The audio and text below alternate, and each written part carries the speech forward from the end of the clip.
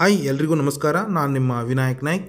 ಈ ಒಂದು ವಿಡಿಯೋದಲ್ಲಿ ಈ ಪ್ರೊಕ್ಯೂರ್ಮೆಂಟ್ ಕರ್ನಾಟಕ ಪೋರ್ಟಲಲ್ಲಿ ಬಂದಿರುವಂಥ ಒಂದು ಸಣ್ಣ ಅಪ್ಡೇಟ್ ಬಗ್ಗೆ ನಿಮಗೆ ತಿಳಿಸ್ಕೊಡುವಂಥದ್ದು. ಸೊ ಇನ್ನೂ ಯಾರು ಕೂಡ ಈ ಚಾನಲಿಗೆ ಸಬ್ಸ್ಕ್ರೈಬ್ ಮಾಡ್ಕೊಂಡಿಲ್ಲ ಅಂದರೆ ಸಬ್ಸ್ಕ್ರೈಬ್ ಮಾಡಿಕೊಂಡು ಬೆಲ್ ಐಕನನ್ನು ಒತ್ತಿ. ಅದೇ ರೀತಿ ಯಾರಿಗಾದರೂ ಈ ಪ್ರೊಕ್ಯೂರ್ಮೆಂಟ್ ಯೂಸರ್ ಐ ಡಿ ಮತ್ತು ಡಿಜಿಟಲ್ ಸಿಗ್ನೇಚರ್ ಬೇಕಾದಲ್ಲಿ ಇಲ್ಲಿರುವ ನಂಬರಿಗೆ ಕಾಂಟ್ಯಾಕ್ಟ್ ಮಾಡಿ ಪಡ್ಕೊಳ್ಳುವಂಥದ್ದು. ಇವತ್ತಿನ ವಿಡಿಯೋನ ಸ್ಟಾರ್ಟ್ ಮಾಡೋಣ.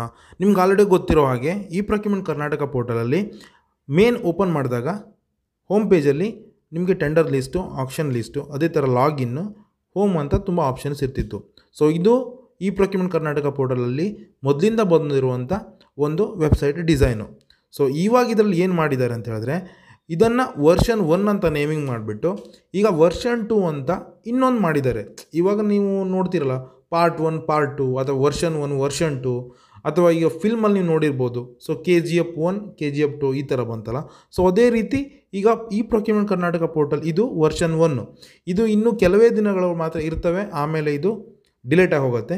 ಇವಾಗ ನಾವೆಲ್ಲ ಅಪ್ಡೇಟ್ ಆಗಬೇಕು. ಸೊ ಆ ಅಪ್ಡೇಟ್ ಮಾಡೋ ಪ್ರೊಸೀಜರ್ಸು ಹೇಗೆ, ಅದ್ರ ಬಗ್ಗೆ ನನಗೆ ಇನ್ನೂ ಮಾಹಿತಿ ಬರೋದಿದೆ. ಅದನ್ನು ನಾನು ಮುಂದಿನ ವಿಡಿಯೋದಲ್ಲಿ ತಿಳಿಸ್ಕೊಡ್ತೀನಿ.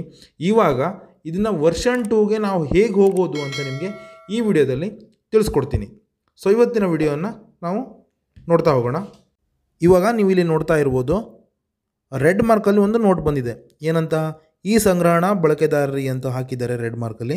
ಸೊ ಅದರಲ್ಲಿ ಏನಂತ ಹಾಕಿದ್ದಾರೆ, ಹೊಸ ಕರ್ನಾಟಕ ಸಾರ್ವಜನಿಕ ಸಂಗ್ರಹಣಾ ತಂತ್ರಾಂಶವು ಕಾರ್ಯನಿರ್ವಹಿಸುತ್ತಿದ್ದು ಎಲ್ಲ ನೋಂದಾಯಿತ ಬಿಡ್ದಾರರು ಸದರಿ ತಂತ್ರಾಂಶವನ್ನು ಲಾಗಿನ್ ಮಾಡಿ ತಮ್ಮ DSC ಮತ್ತು ಪ್ರೊಫೈಲ್ ವಿವರಗಳನ್ನು ದೃಢೀಕರಿಸಲು ಕೋರಿದೆ. ತಂತ್ರಾಂಶವನ್ನು ಬಳಸಲು ಕ್ಲಿಕ್ ಮಾಡಿ ಅಂತ ಕೇಳಿದ್ದಾರೆ ಅವರು.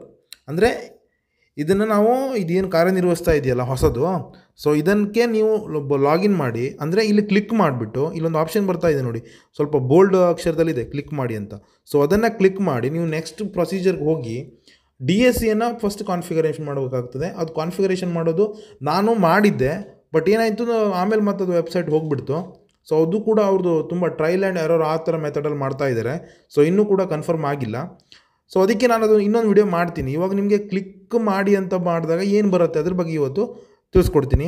ಇವಾಗ ನೀವು ನೋಡ್ತಾ ಇರುವಂಥದ್ದು, ಈಗ ಇದು ನಮ್ಮದು ಕಾಂಟ್ರಾಕ್ಟರ್ಸಿಗೆ ಕೆಳಗಡೆ ಇರುವಂಥದ್ದು. ಅಲ್ಲಿ ಮೇಲ್ಗಡೆ ಸರ್ಕಾರಿ ಬಳಕೆದಾರರ ಗಮನಕ್ಕೆ ಅಂತ ಇದೆಯಲ್ಲ, ಅದು ಮೇಲ್ಗಡೆ ಇರುವಂಥದ್ದು. ಆಯಿತಾ.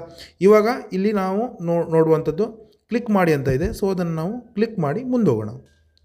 ಸೊ ಇವಾಗ ಕ್ಲಿಕ್ ಮಾಡಿದ ಮೇಲೆ ನಿಮಗೆ KPPP ಪೋರ್ಟಲ್ ಅಂತ ಬರುತ್ತೆ. ಸೊ ಆಯಿತಾ. ಸೊ ಇದನ್ನು ನೀವು ಕ್ಲಿಕ್ ಮಾಡಿದಾಗ ಸ್ವಲ್ಪ ಓಪನ್ ಆಗಲಿಕ್ಕೆ ಸ್ವಲ್ಪ ಡಿಲೇ ಆಗುತ್ತೆ. ಅಂದರೆ ನೆಟ್ವರ್ಕ್ ಪ್ರಾಬ್ಲಮ್ ಇದ್ದರೆ, ನಾನು ಓಪನ್ ಮಾಡ್ತಿರುವಂಥದ್ದು ಕ್ರೋಮಲ್ಲಿ, ಸೊ ಸ್ವಲ್ಪ ಲೇಟ್ ಆಗುತ್ತೆ. ಸೊ ಇದು ನಮಗೆ ಈ ಥರ ಬರುತ್ತೆ. ನೀವು ನೋಡ್ತಾ ಇರುವಂಥದ್ದು dashboard, tender segment, external links, downloads, ಇದು ಯಾವುದೂ ಕೂಡ ಕರೆಕ್ಟಾಗಿ ವರ್ಕ್ ಆಗ್ತಾ ಇಲ್ಲ.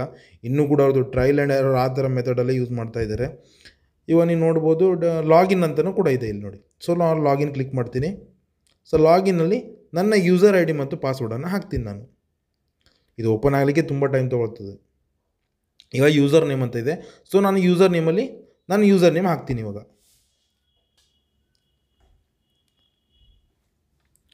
ಸೊ ಇವಾಗ ನಾನು ಯೂಸರ್ ನೇಮ್ ಹಾಕಿದ್ದೀನಿ.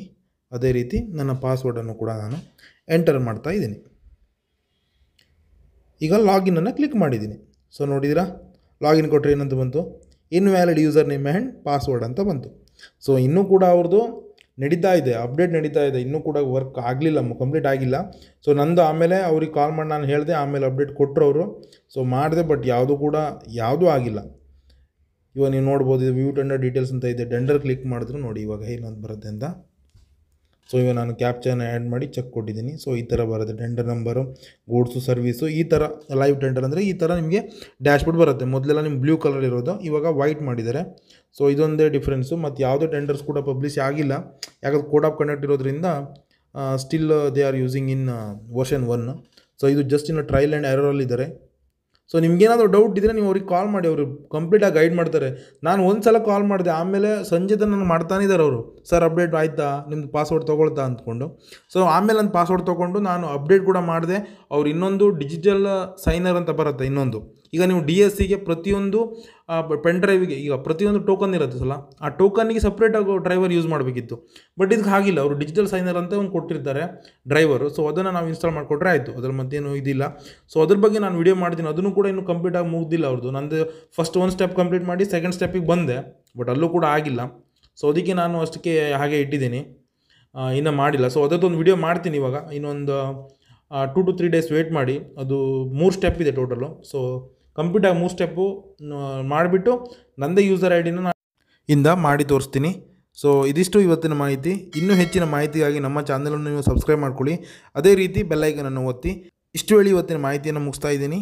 Thank you.